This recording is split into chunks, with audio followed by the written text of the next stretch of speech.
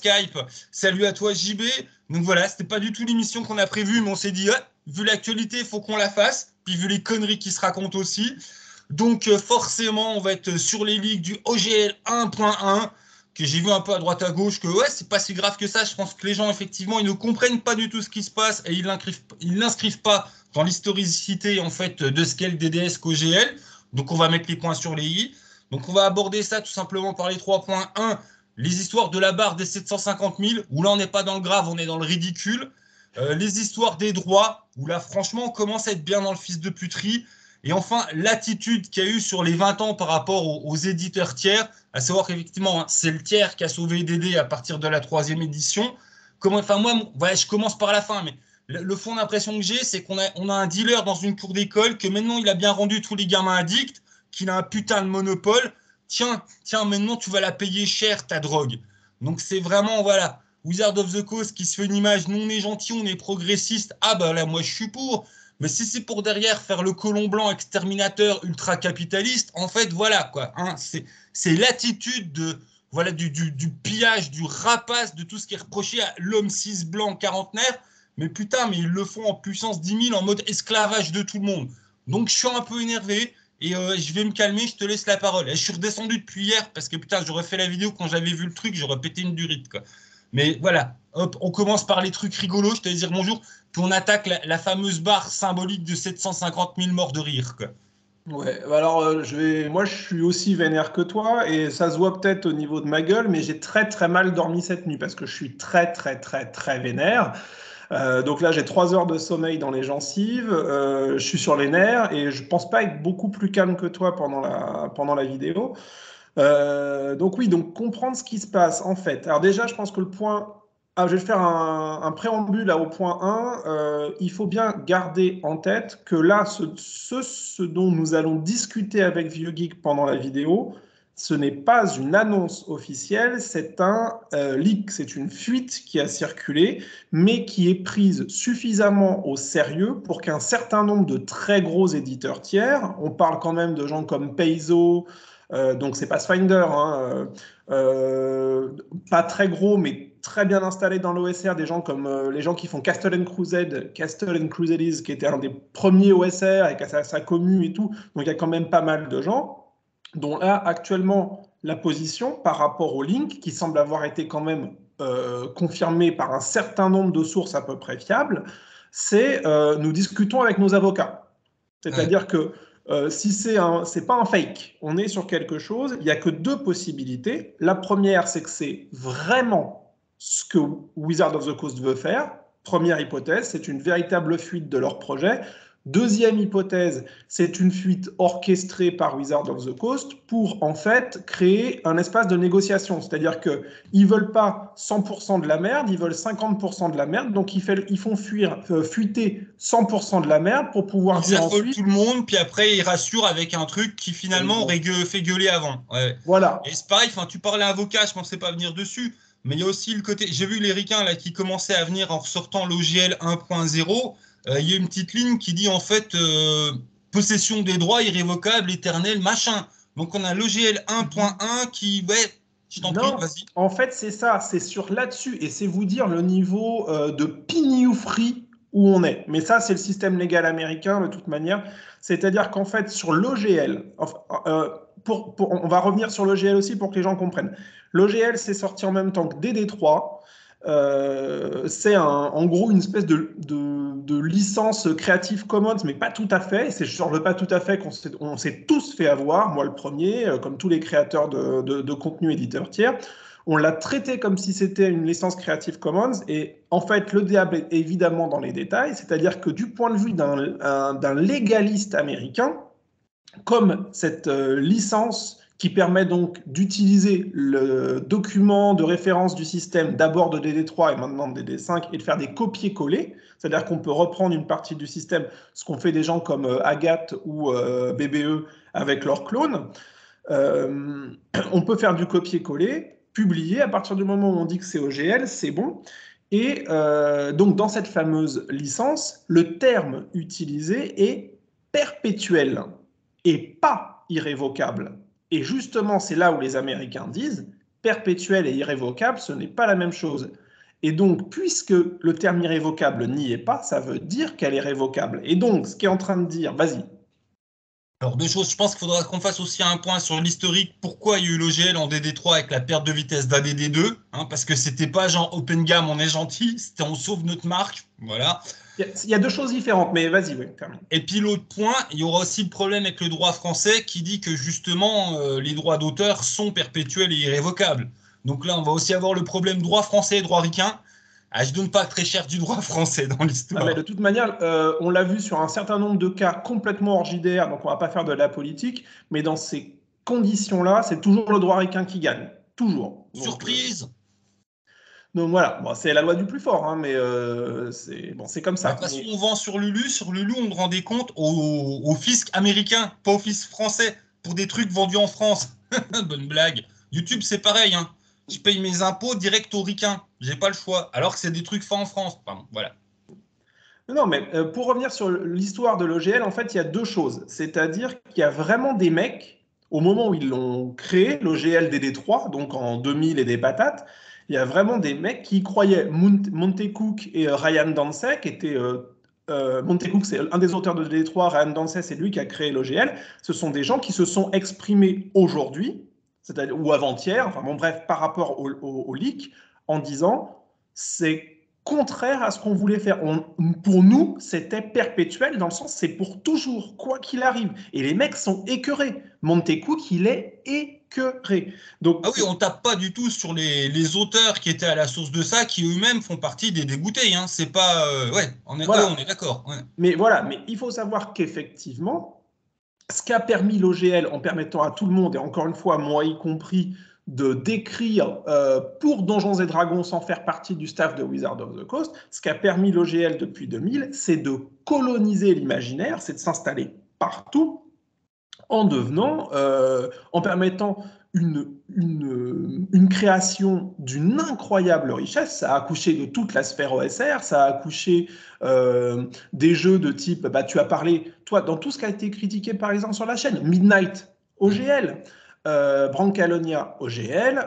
Achetez Brancalonia, il sera bientôt plus dispo. Bah ouais, mais voilà. Oui, on reviendra sur cet aspect-là par rapport à ce qu'ils proposent. Mais non, ce qui est en train de se passer, c'est un truc énorme. Et donc, eux, ils ont colonisé l'imaginaire. Et maintenant, ils sont dans une position. DD n'a jamais été aussi important, n'a jamais été aussi puissant. Les chiffres d'affaires sont colossaux à l'échelle du jeu de rôle. Et maintenant, les mecs disent ce leak, ce qu'on a, cette nouvelle proposition, c'est en gros, les gars, la teuf est finie. En gros, vous nous avez permis de devenir ce qu'on est. Mais maintenant, on considère qu'on veut que ce soit, il n'y a plus que nous. Vous nous avez fait, maintenant on vous égorge. Parce que c'est là le problème. Hein. On serait sur une licence de base, j'oserais dire, bah, la licence leur appartient, ils veulent du fric. Ok, hein, c'est pas des gentils samaritains. Le problème de fond, c'est qu'ils se sont construits grâce aux tiers et que maintenant ils les égorgent alors qu'ils ont pris un monopole de l'imaginaire et du jeu de rôle. Enfin, il est là le problème, quoi. Bah, Ils tuent c'est-à-dire, leurs petites mains, ils réduisent en esclavage. Là, ça. c'est voilà, va dans ton atelier en Asie et travaille pour moi, petit enfant. Ferme ta gueule. Non, mais littéralement, c'est comme si c'était genre un défilé de haute couture où à la fin du truc, le couturier mettait une balle dans la nuque de toutes les couturières. Enfin, le designer. Donc voilà. Et après, les mecs viennent te parler de patriarcat. Mais enfin, ce qui est hallucinant, c'est de se rendre compte que c'est une exécution en règle. C'est-à-dire que si ce truc-là passe, Payso, Pathfinder 2, c'est OGL. Hein. En France, BBE, la moitié de leur offre, la moitié de leur catalogue est OGL. Ils font comment bon, bref. Non, mais Donc, c'est énervant, mais c'est là qu'on en revient aussi sur le truc qui est trop politique pour la chaîne, mais tant pis. J'ai souvent soupçonné puis fait je pense que Dédé, ils font du walkwashing histoire de séduire les jeunes. Là, on en a la preuve, quoi. C'est vraiment une attitude mais de vampire. Là, on a dépassé le stade du patriarcat blanc méchant. On est sur tout ce que le capitalisme a de mauvais. J'écrase les petits et je les saigne. mais bien sûr, c'est-à-dire que tout leur pseudo-engagement humaniste depuis 2 ans, c'est un pur positionnement marketing. Ouais. Ils n'en ont C'est du rien. marketing pour séduire Voilà, les ils jeunes. n'en ont rien à Voilà. branler. Tiens, je te paye ton influenceur américain, va dire sur les réseaux que Dédé c'est génial, qu'on est ultra progressiste. N'empêche que derrière, bah, c'est des gros bâtards, quoi. Voilà. Voilà. Donc ça, c'est l'origine de, enfin, l'OGL. Donc en gros, c'est ce qui permet, nous en France, on va dire que vous l'aimez votre chronique oubliée, bah voilà, gardez en tête que chronique oubliée, qui est en gros pour le moment le truc de démarrage des jeunes rôlistes en France qui fonctionne bien, bah maintenant c'est un jeu qui a un flingue sur la tempe. Voilà, faut vraiment garder ça en tête. Et donc là, ce qui est en train de se passer, c'est qu'il y a, vas-y.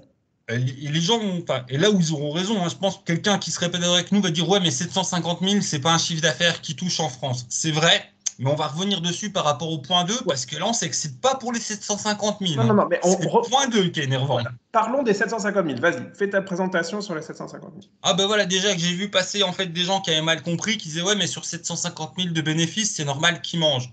Oh pauvre malheureux, tu n'as rien compris. Sur 750 000 de bénéfices, c'est normal qu'ils mangent. Je serais tout à fait d'accord avec toi. Ça me semblerait, mais capitalistiquement défendable.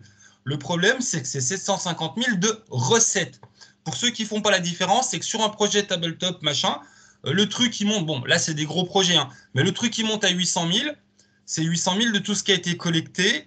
C'est-à-dire, sur les 800 000, si la boîte elle arrive à faire 20% de bénéfices, déjà ils ont bien joué.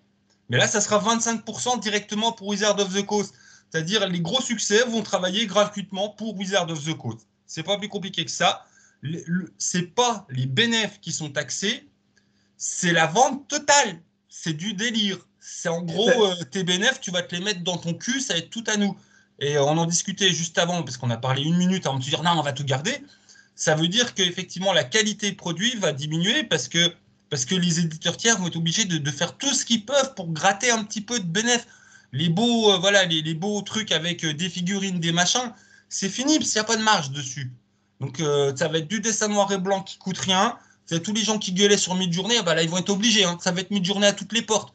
Enfin, ça va être la chasse aux bénéfices. Parce que les bénéfices des gros projets, ça va partir direct Wizard of the Coast. Et 750 000, ça fait énorme pour nos yeux de français, ce qui est vrai.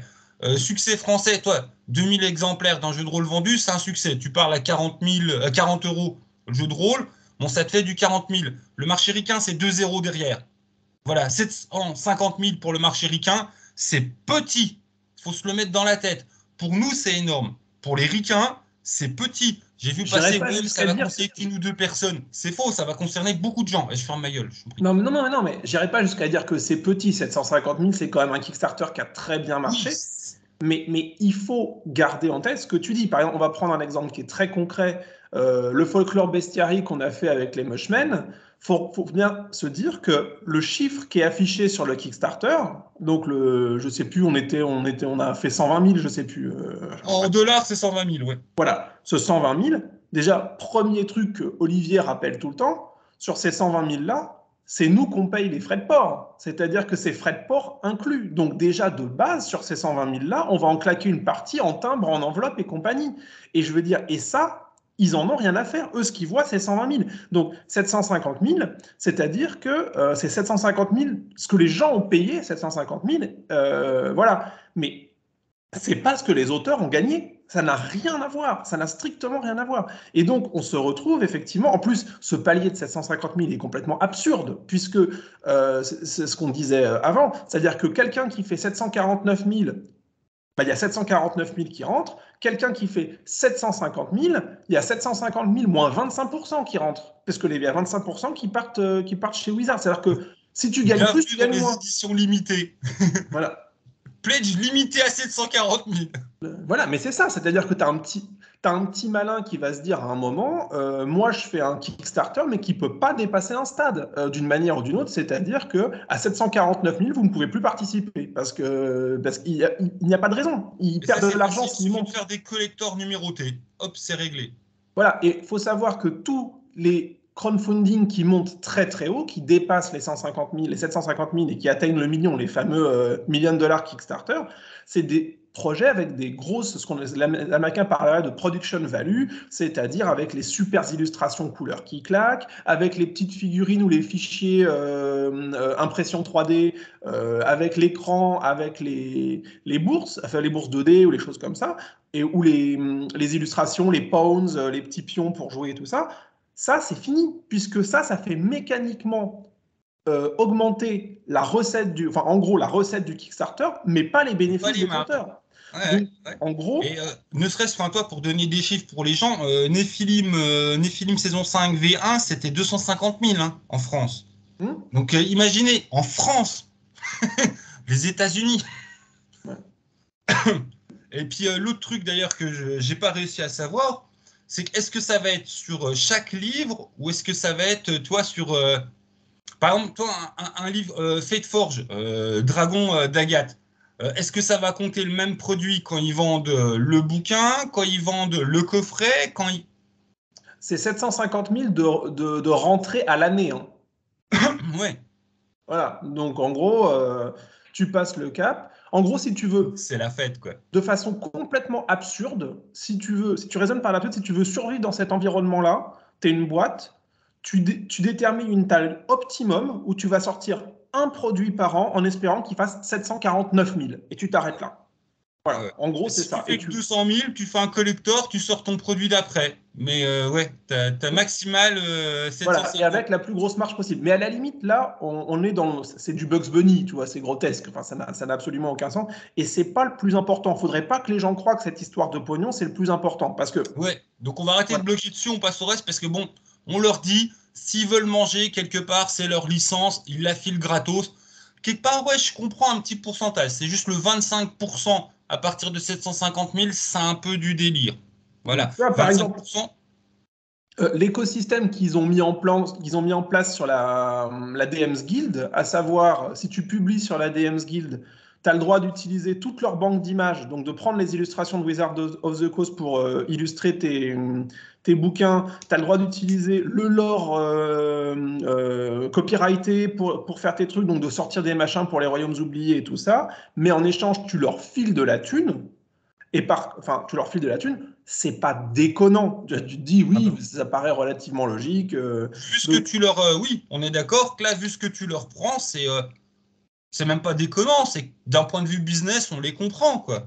Moi, là, voilà. je t'avoue, j'ai pas du tout envie de gueuler. Je trouve ça, ouais, c'est du business, quoi. Voilà. Voilà. Tu essayes de bien le faire, à la limite, effectivement, tu pars du principe qu'ils ont fourni le système de règles, le corps du système de règles, et que toi, de toute façon, c'est toi qui ensuite vends ton produit à leur clientèle et pas l'inverse.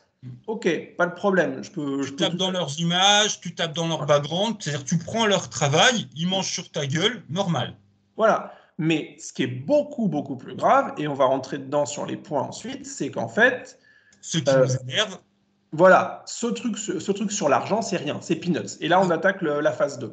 c'était le côté rigolon un petit coup, là. Si c'était que ça, on s'en foutrait. Donc je t'en prie, lance le problème des droits ou la sodomie à sec. Voilà, alors, donc, le principe, c'est que à partir du moment où enfin, en tout cas, la version qui a fuité, à partir du moment où elle sort, elle invalide toutes les versions précédentes de l'OGL, donc tout ce qui a été fait depuis 20 ans. Donc, en gros, tout ce qui a été écrit OGL depuis 20 ans, si c'est déjà sorti, il le tolère, mais par contre, ce n'est plus réimprimable. Donc, en gros, vous ne pourrez plus relancer l'impression de votre produit. En gros, si tu as vu t'intéresser à Moraxenia, tu vas l'acheter tout de suite. Oui, bien sûr. Paye-moi mes cours sur ce mois, s'il te plaît, achète Moraxenia. Non mais j'avais des projets dessus pour juin, bah, dans ton cul, quoi. Ça va tout être sous CDO. CDO n'est pas OGL, donc Ah bah moi, ouais, ouais, ouais. c'est pas le plus grave, mais par contre, les élucubrations de l'horloger, c'est fini, c'est terminé, parce que, en fait, donc tout ce qui est sorti avant, c'est toléré, mais en gros, on ne peut plus relancer d'impression, et surtout, si vous souhaitez continuer à produire de nouveaux produits, vous pourrez plus le faire dans les vieux termes, mais vous pourrez uniquement le faire dans les nouveaux termes qui correspondent donc à l'OGL 1.1. Et alors, attention, là, c'est spectaculaire. En gros, tout ce que vous écrivez en 1.1 peut être révoqué à tout moment. C'est-à-dire, les mecs te disent ton produit ne nous plaît pas, tu t'arrêtes tout de suite. Et Et là surtout, j'entends certains dire oui, mais c'est parce qu'ils l'ont dit, c'est contre le racisme et l'homophobie. Ouais, ça, c'est ce qu'ils annoncent. À mon avis, du genre, t'es une grosse boîte, tu viens avec un projet bien rodé, que eux, ils se disent, ah, mais tiens, dans un an et demi, on va sortir un truc un peu dans le même thème. Ah, bah, tu vas te faire enculer direct, hein. Eh bien, c'est encore plus que ça, parce que tu as oublié le gravier dans la sodomie. Parce qu'en fait, ce qui va se passer, c'est que non seulement ils peuvent t'annuler à n'importe quel moment, mais tout ce que tu as écrit est à eux. Ouais. C'est à eux. Donc, ton super projet qui s'est vachement bien vendu, ils vont te dire, tu arrêtes de le publier. Par contre, nous, on va le publier parce qu'il est bien. Et c'est nous qu'on va toucher les sous parce que ton projet, il nous appartient. Donc, Voilà. Et autant toi, dire... t'auras rien. C'est du vol pur et simple, mais ils font un massacre d'Indiens, quoi. Voilà, mais donc, en fait, ce que ça veut dire, en vrai, de vrai, en langage diplomatique, ça veut dire que plus personne ne va rien sortir parce qu'aucun créateur au monde ne peut accepter cette licence. Ouais. Personne ne va le faire. Et donc, en gros, ce qu'ils sont en train de dire, ce qu'ils sont en train de tuer, c'est toute la production éditeur tiers. Toute la production éditeur tiers est morte. Bizarrement, la production qui marchait mieux que ce que eux ils ont fait, parce qu'on va le dire clairement, DD5, ils ont sorti quelques bons produits, mais dans l'ensemble, c'est en dessous de ce qu'ont fait les éditeurs tiers. On l'a vu pour le bestiaire. Il y a eu quoi de vraiment bien sous DD5? Il y a eu Ravnica, intouchable, vraiment bien. Il y a eu la campagne avec les fées, novatrice, vraiment bien. On a vu le caca qu'a donné Planescape dernière, pas Planescape, putain, je mériterais des baffes. Spelljammer dernièrement, où ils se sont fait chier dessus parce qu'ils ont fait de la merde. Et maintenant, voilà, hop, c'est fini. C'est fini. Mais en fait, à la limite, en termes de vente, de toute façon, aucun éditeur tiers ne pèse ce que pèse la vente de n'importe quel supplément DD5. Mais à la limite, c'est pas ça. Ce qui est plus problématique, c'est qu'effectivement, d'un point de vue qualitatif, Cobalt Press est considéré d'un point de vue qualitatif par énormément d'internautes fans de 5e comme une offre plus qualitative que l'offre de DD5. Et mine de rien, même si les Ah oui, on chiffres ne parle sont... de qualité, on est d'accord. On parle pas de chiffre de vente, on parle de Voilà. qualité. Parce que la personne lambda qui achète, en fait, elle a entre 15 et 25 ans, et puis elle connaît les pubs par les influenceurs. Elle va au magasin, elle voit la petite étiquette rouge, et puis elle achète déjà la vraie collection de DD5. Puis quand il commence à s'y connaître, il va regarder dans les éditeurs tiers, puis il prend des trucs plus quali. Voilà. Et pareil, Pathfinder 2, même si c'est plus en gros un boxeur capable de boxer contre Wizard of the Coast, Pathfinder 2, ça marche bien. C'est une structure relativement saine. Ils ont du pognon. Bah là, Pathfinder 2, communication de Payzo, nous sommes en train de discuter avec nos avocats. On va voir ce qu'on va faire. Et Tu aimes Agathe? Achète Dragon maintenant. oui, tout à fait. Agathe a acheté Dragon maintenant. Et Roll and Play de BBE, je sais même pas s'ils vont pouvoir sortir, du coup. en plus, ça fait 2 fois pour eux. Enfin voilà, je suis très critique de BBE. J'ai jamais caché que j'étais pas forcément premier fan, mais c'est la 2e fois. Ah bah là, il y a eu Mec, sérieusement, backstab et rebackstab, quoi. J'ai vu les c'est commentaires scandaleux. d'appli BBE, ils ont mangé plein de pognon avec Hero et Dragon. Eh, mais mon petit innocent, t'es pas au courant que BBE, ils se sont fait saigner avec Hero et Dragon. Mais à la limite, et c'est ça, c'est chronique oubliée, et il faut bien se rendre compte qu'en fait, ils sont en train de signer la mort de la production éditeur tiers, alors que c'est la production éditeur tiers qui a permis l'émergence d'énormément de choses, qui permet à beaucoup de gens de vivre et qui permet de compléter l'offre de Wizard of the Coast. Parce que l'offre de Wizard of the Coast sur des D5, avec leurs 5 ou 6 sorties par an, elle n'avait de sens que parce qu'à côté de ça, il y avait plein d'autres trucs qui sortaient et qui permettaient de compléter. Mais là, le souci, c'est qu'en fait, ils veulent être complètement au centre de la production, redevenir le seul et unique acteur de la production, et les seuls qui accepteront peut-être leurs conditions, c'est des gens qui seront vraiment dans une position qui, au fond, est une position de désespoir, c'est-à-dire parce que c'est de l'esclavage, ce dont il s'agissait de dire, on va Ah bah, accepter c'est la les nouvelle. petits comme moi, hein. Je veux dire, moi, j'en ai rien à foutre. Je fais rien de raciste, je fais rien d'homophobe. Je suis très, très, très, très loin des 750 000. Jamais ils me prendront Numora, Xenia ou compagnie. Moi, je m'en fous. Mais ouais, ça sera juste les petits éditeurs plaisir comme moi. Oui, Ce sera pas les vrais éditeurs, ce sera pas les vrais auteurs. Ce sera les petits bidouilleurs qui n'ont rien à branler comme moi parce que leur chiffre d'affaires, ça sera 750 euros sur 10 ans. oui, oui, mais bien sûr. Mais de toute manière, comme disait c'est un forumiste américain, j'avais trouvé ça très drôle, qui disait contacter un avocat pour ce genre de truc-là, même pour Hasbro, ça leur coûte de base, ça coûte 8 000 $ d'aller voir l'avocat. Donc si le procès leur rapportera moins de 8 000 $, en gros, si t'es personne, t'es invisible pour eux. Mais c'est pas les petits créateurs, c'est même pas Chibi leur cible. Tu vois, LG, ils iront jamais l'emmerder. Mais par contre, quand tu commences à aligner, quand tu es les Dungeon Dude, par exemple, qui sont des youtubeurs américains, qui en sont à leur deuxième Kickstarter à $1 million sur sur un projet 5e compatible, eux, ils vont recevoir une lettre, tu vois. Quand tu es Matthew Colville, pareil, quand on est à son presque 3e au $1 million, le 3e, il a fait quasiment $2 millions, lui, il va recevoir du courrier, tu vois. Et ces gens-là, c'est des gens qui ont fait énormément parce que la présence sur YouTube, le fait qu'il y ait une communauté, le fait qu'il y ait une offre compatible avec la 5e, ils ont fait énormément. Et là, le souci, c'est que Wizard of the Coast, encore une fois, il y a une fuite d'une réunion qui a eu lieu entre leurs nouveaux cadres. Il faut savoir que tous leurs nouveaux cadres, c'est des anciens de Microsoft. Hein. Les mecs, ils ne sont pas là pour rigoler. Donc, le truc, c'est, le terme qui a été utilisé, c'est as a brand, donc en tant que marque, Dungeons and Dragons is under monetized. C'est-à-dire qu'en gros, on ne fait pas assez de pognon avec ce qu'on a entre les mains, sachant qu'ils n'ont jamais fait autant de pognon de leur vie. Hein. Donc, on ne fait pas assez de pognon. Ça veut dire quoi leur angle? C'est-à-dire axé sur le numérique, parce que vendre un bouquin sur DD Beyond et vendre un bouquin sur le papier, bah, la marge de bénéfice, elle n'est pas du tout la même, puisque sur DD Beyond, ça leur coûte rien, alors que le papier, il faut l'imprimer, il faut le transporter et tout ça. Donc, axé sur le numérique. Pourquoi? Parce qu'aussi, axé sur le numérique pour une pratique en ligne, ça veut dire qu'ils vont pouvoir s'arranger avec un système de microtransactions pour que les joueurs claquent autant de pognon que le maître de jeu. Parce qu'il y a toujours eu le problème de cette asymétrie dans le jeu de rôle. C'est-à-dire qu'il y a un joueur sur les 5 personnes à la table qui claque plein de thunes, et les 4 autres... Sur 5 consommateurs, il y en a un qui paye. Ça ne va pas dans un marché ultra-capitaliste. Voilà, et à la limite, les autres joueurs ont acheté leur manuel des joueurs et basta. Donc en gros, tu ne peux pas faire vivre une marque comme ça. Donc là maintenant, ils sont en train de penser à toutes les méthodes pour faire cracher au bassinet tout le monde. Donc tu vas pouvoir jouer en ligne et acheter ton petit skin de perso pour avoir ton perso custom et tout ça. Donc hop, faire rentrer le brousouf.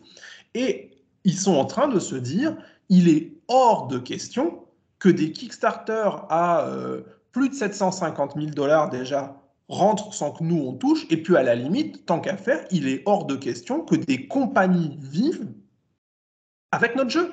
Cet argent devrait nous revenir. C'est ça qui est dans l'ordre des choses. Mais même à la limite, sans parler de 5e compatible, quand Necrotic Gnome, donc les mecs qui font Old School Essentials, te sortent un BX, parce que Old School Essentials c'est BX, donc le donjon de 81, amélioré, super génial, et font Kickstarter sur Kickstarter. À chaque fois, Necrotic Gnome, ils font des Kickstarter sur les 300, 400 000 $ de bénéfices. À chaque fois qu'ils en font un. Bah, ces gens-là, à un moment, Wizard va venir leur dire, non mais attendez, DDBX, c'est notre DD, on vend les scans de notre DDBX sur notre DM's Guild, vous êtes en train de ressortir notre travail. Eh ben, Necrotic Gnome, ils viennent de faire une annonce en disant, alors qu'ils vont sortir leur magnum opus, qui est leur univers, qui est Dolmenwood, que tout le monde attend. On l'attendait pour janvier-février, le Kickstarter. Quelque chose me dit qu'on ne va pas l'avoir tout de suite. Parce que Necrotic Gnome vient de dire, faire un communiqué officiel en disant, on réfléchit à la suite, parce que là, on est dans la merde. Tout l'OSR, qui a 6 caracs, des niveaux, des clercs et des elfes, ils ont un flingue sur la tempe. C'est valable aussi pour DCC. Tout le monde vous l'aimez, votre DCC version française, la traduction d'Aquileos?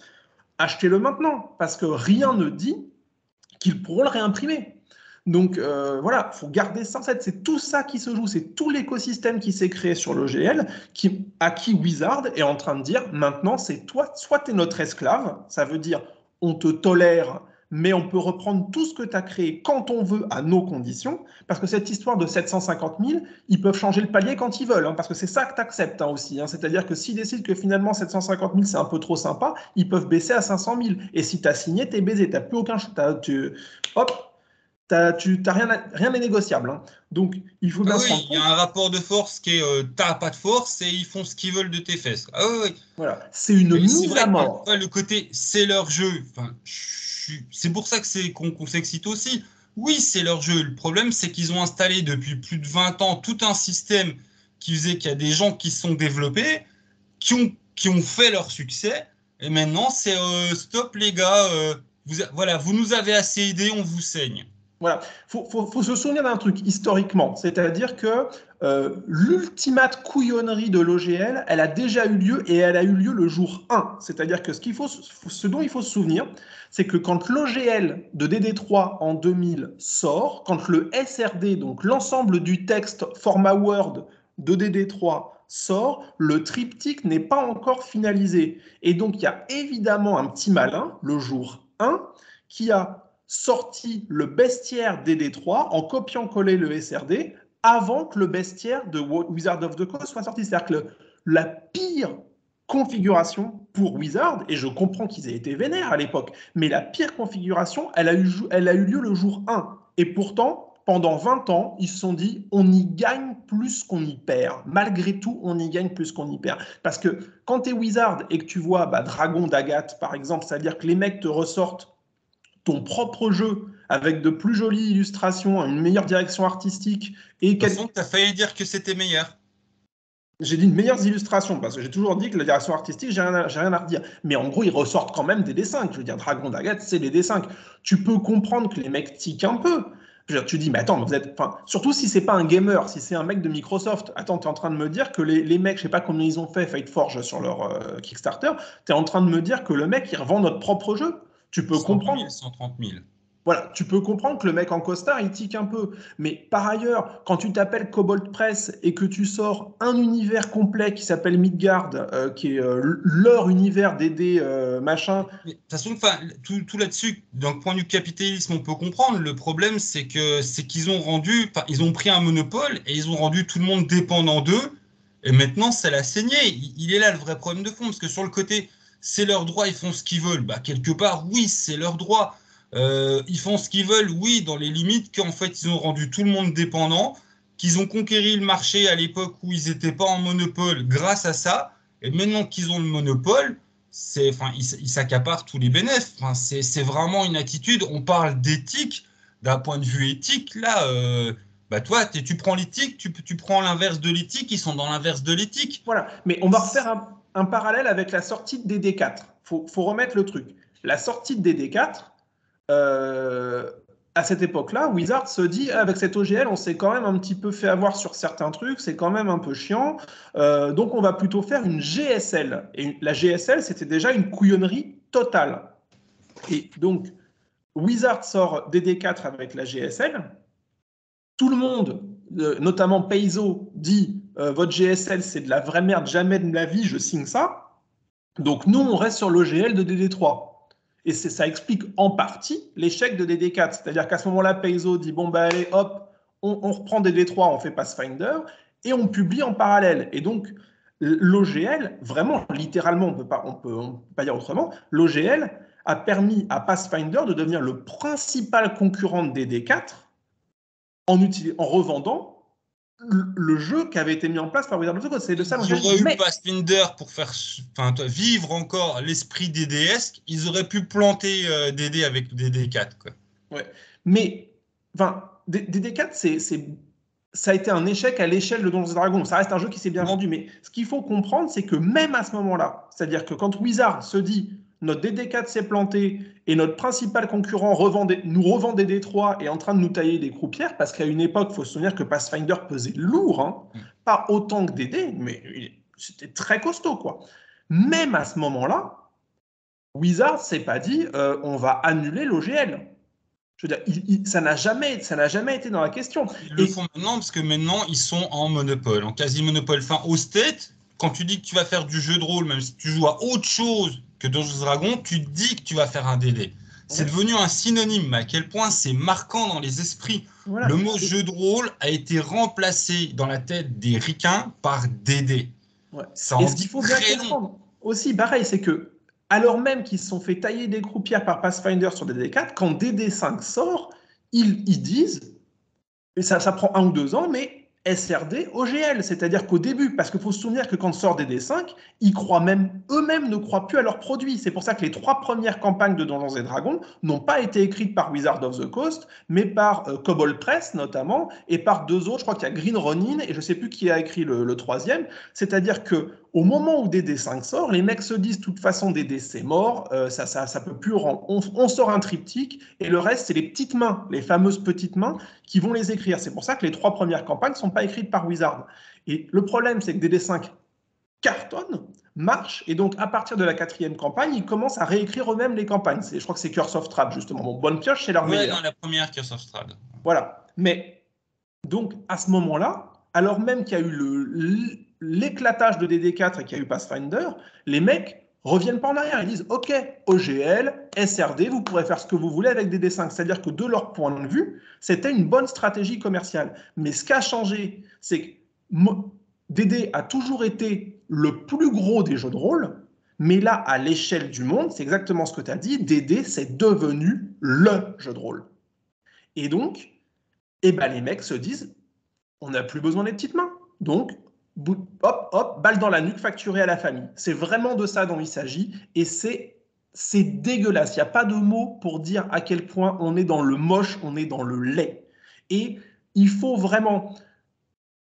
faut que ça se traduise chez les consommateurs. On a encore un point à aborder, mais il faut que ça se traduise chez les consommateurs par du boycott, et il faut que ça gueule. Je ne croirais jamais. Je suis allé voir les réactions, les gens ne comprennent pas du tout la portée du truc. J'y crois pas un instant, toi. Bah, t'es pas le seul.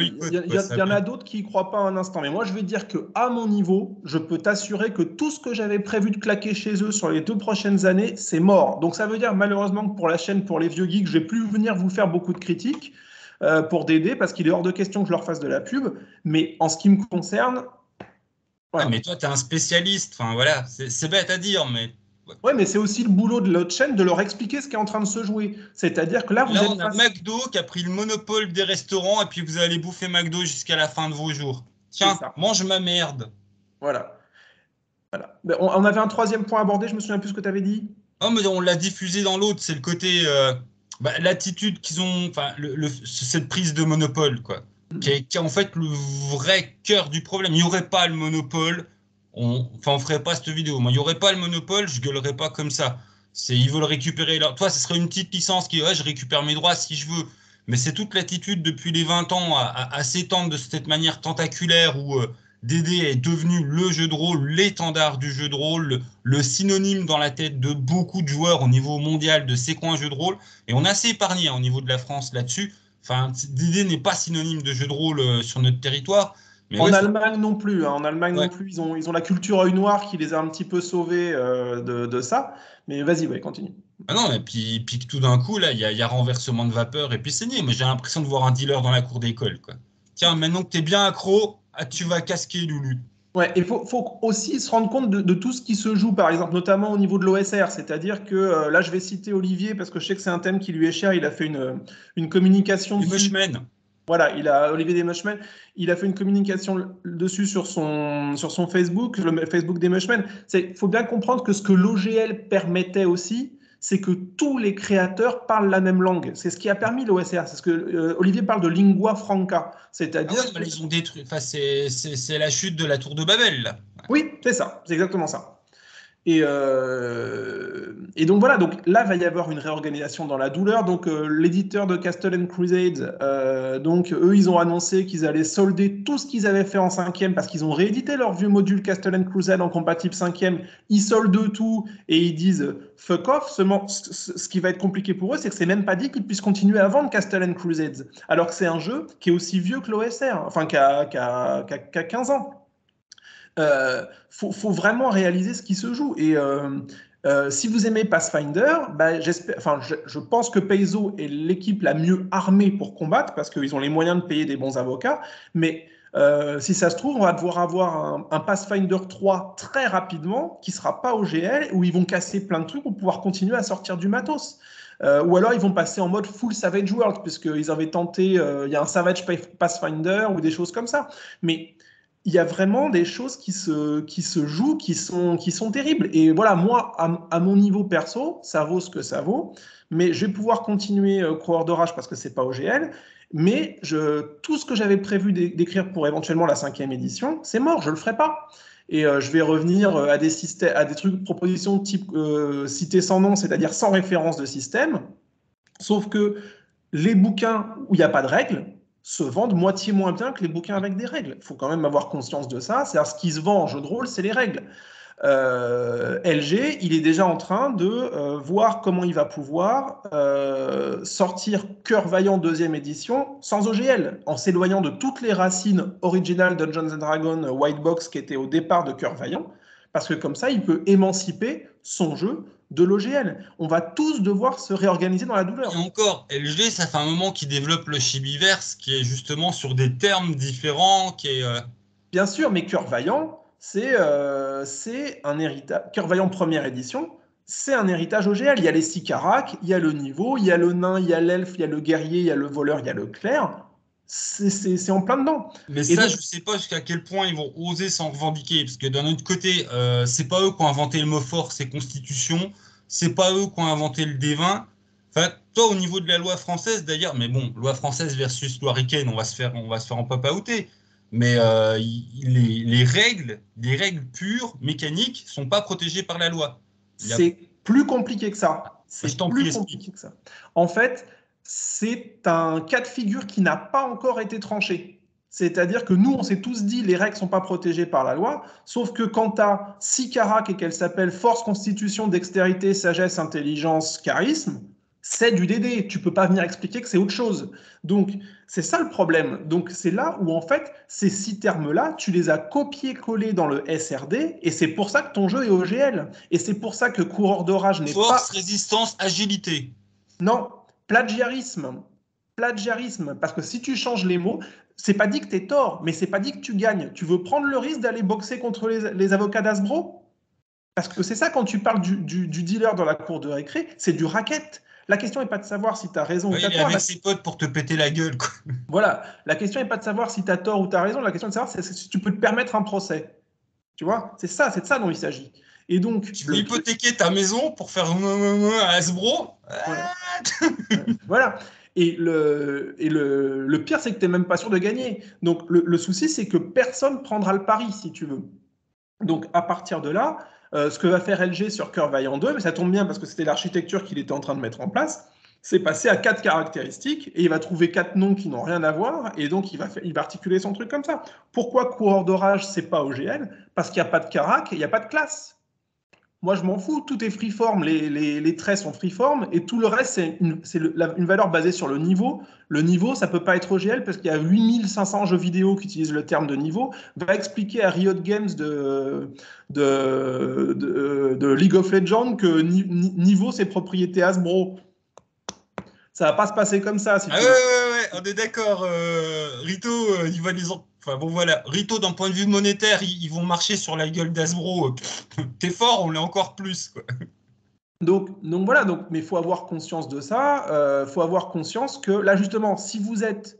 Mais même le concept de classe a été repris dans tellement de jeux vidéo. Enfin toi, sinon ils vont attaquer Blizzard.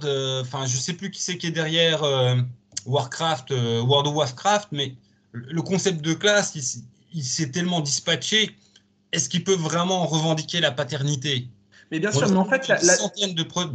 La dynamique, c'est qu'effectivement, tout ce qui a été approprié par une structure qui est aussi grosse qu'eux, on peut se dire que c'est à peu près safe. Donc effectivement, puisqu'il y a des paladins dans World of Warcraft, on peut se dire que le mot paladin, il est peinard. Surtout qu'en plus, il y a des occurrences historiques.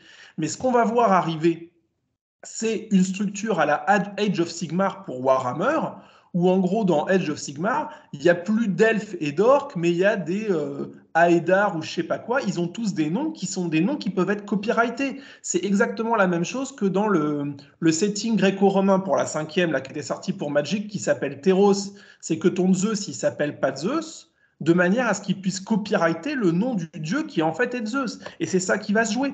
Et donc, en gros, ils vont privatiser tout ce qu'ils peuvent privatiser de manière à ce qu'un maximum de trucs deviennent copyrightables. C'est ça l'enjeu. Et donc, effectivement, la question, c'est est-ce que tu peux te permettre de prendre le risque?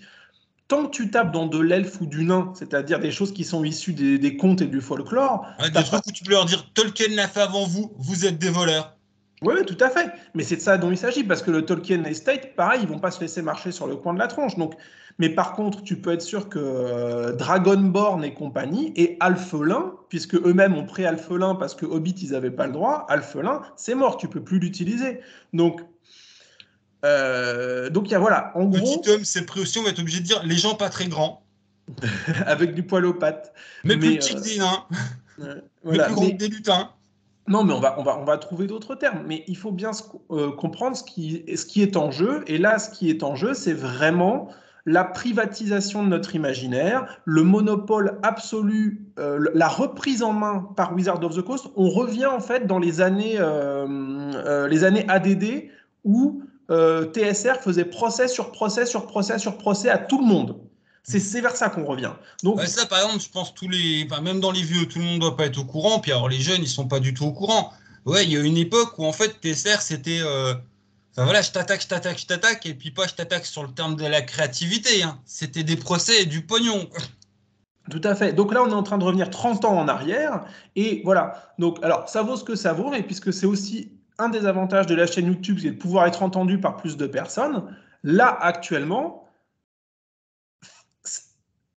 boycotter dans la mesure du possible, il faut arrêter les produits Wizard. Si vous aviez prévu d'aller voir le film Donjons et Dragons, bah, allez plutôt voir un autre film.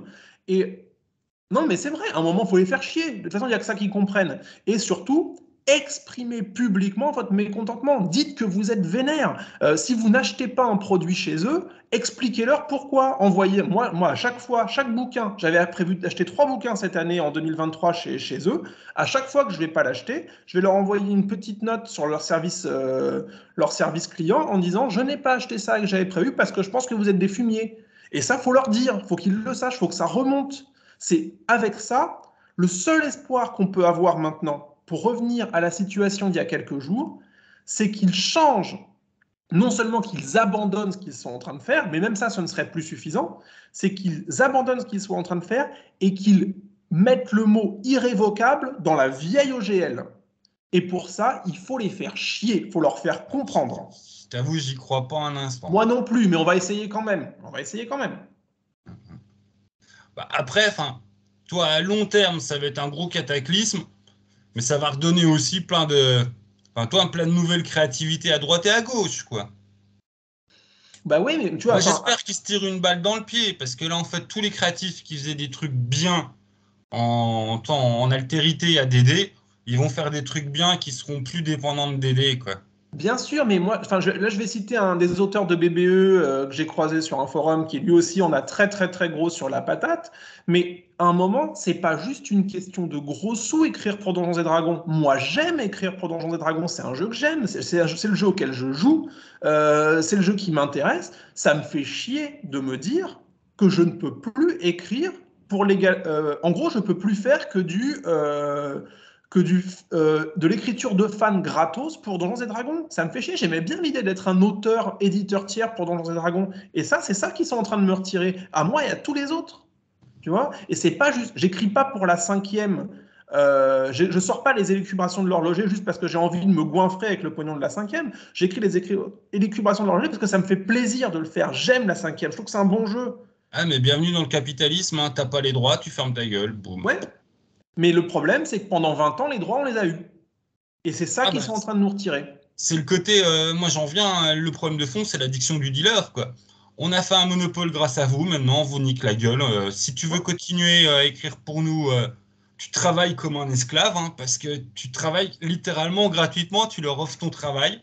Donc tu travailles comme un esclave. Et voilà, sous couvert de on est progressiste, machin, ils viennent de faire l'esclavage des auteurs. Ah bah bien joué. Ah, du beau progressisme, pas du tout des gros vendus. Là, le masque est tombé. Voilà, Et c'est d'autant plus. Dédé progressisme mon cul, le masque est tombé. Bien sûr, mais là, c'est le bruit du masque qui tombe. Mais c'est d'autant plus triste qu'ils feraient ça alors que la boîte est en train de couler. À la limite, dans un dernier geste désespéré, je pourrais l'entendre. Mais ils n'ont jamais fait autant de mailles. Mais c'est Ils n'ont parce jamais qu'ils n'ont fait. jamais fait autant de mailles qu'ils le font. Mais soyons. Là, le masque tombe parce qu'ils peuvent s'en passer, qui vont aller se payer tel ou tel influenceur ricain pour dire gnan gnan gnan, c'est pas si grave, gnan gnan gnan.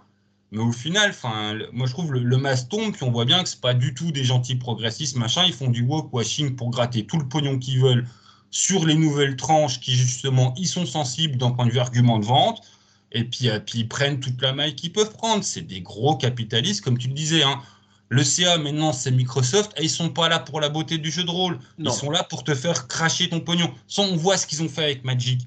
Magic, j'en ai déjà dit beaucoup de mal au sens où j'aime pas ce que c'est devenu. Mais la base de Magic, moi je suis fan, je trouve ça super fun. On joue entre copains à balancer nos sorts, mais j'ai méga kiffé Magic. Après, bah, c'était devenu paye tes decks, paye tes decks, paye tes decks, paye tes decks, paye tes... Bah voilà, maintenant c'est devenu DD. Hein. Enfin, Magic est devenu rentable en attaque DD, ça va devenir rentable. T'inquiète, tu vas cracher. Ben justement, membres de la communauté, mais faites-leur perdre de l'argent, putain de bordel de merde. Faites-leur perdre de l'argent. C'est-à-dire que là, actuellement, si vous voulez vous faire votre shot de 5e, ce que je comprends très bien, achetez ce qui reste encore d'éditeurs tiers plutôt que d'acheter chez Wizard. Chez Philibert, il commande chez Cobalt Press. Donc, allez contacter Philibert, dites-leur recommander du Cobalt Press et acheter des trucs. Mais il faut que le trimestre prochain, quand ils regardent leurs chiffres, ils voient un truc qui fait ça. Voilà. Ah, mais Ça va peut-être leur mettre un peu de temps. là-dessus, mais toi, des trucs que je vais plus suivre, c'est comment on va se positionner, par exemple, Roll and Play, qui ont quand même des millions de vues. Et là, eux, ils viennent de se prendre vraiment un grand coup dans les rotoules. Hein. Bonjour, je suis Roll and Play. Voilà, justement, si vous voulez une bonne synthèse de ce qui est en train de se passer légalement, Julien Dutel, donc Monsieur Roll and Play, sur son Twitter, il a fait une bonne synthèse légale de ce qui se joue. Ça permet d'avoir une bonne idée avec un texte relativement court. Mais évidemment que Roll and Play, ils sont dans la merde, mais comme tout le monde. Comme tout le monde. C'est scandaleux. Il n'y a pas d'autre mot. Ouais, tu aimes Roll and Play, bah Wizard vient de leur faire très mal. C'est clair. Quoi, Ah là là, bon, déjà 1 heure presque. On s'arrête sur ce mode de la fin parce qu'on va en boucle comme des vieux rageux. Tout à fait. Mais voilà, c'est pas. Certes, c'est leur droit, machin.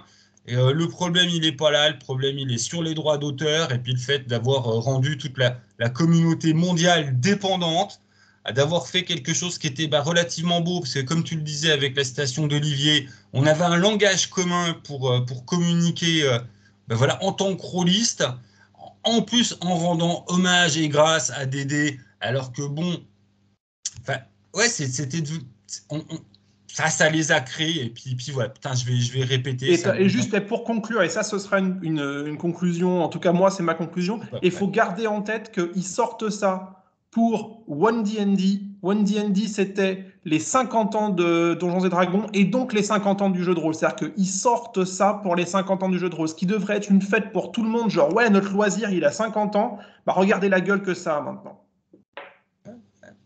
Ça va être une...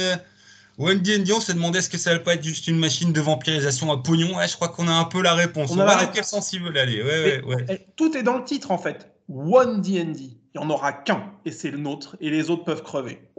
On est passé en guerre des trusts, quoi. Voilà. Maintenant qu'il y a du pognon à se faire, le jeu de rôle est devenu un champ de bataille. Ce n'est plus un champ pour créatifs et l'imaginaire, youpi, on est content. Non, c'est devenu un gros champ de qui s'écorra le pognon. Bon, je te laisse la JB, je te prends en perso, on va râler comme des vieux cons. Salut les gens, ne minimisez pas ce qui se passe, même si effectivement, dans vos habitudes de consommateurs, ça changera peut-être rien. Voire peut-être que vous jouez pas à DD, parce qu'il y a quand même pas mal de gens qui suivent la chaîne qui sont déjà pas fans de DD à la base. Donc voilà, on était quelques-uns à bien aimer DD. On fera des produits maison, puis c'est tout. Voilà. Ciao les gens.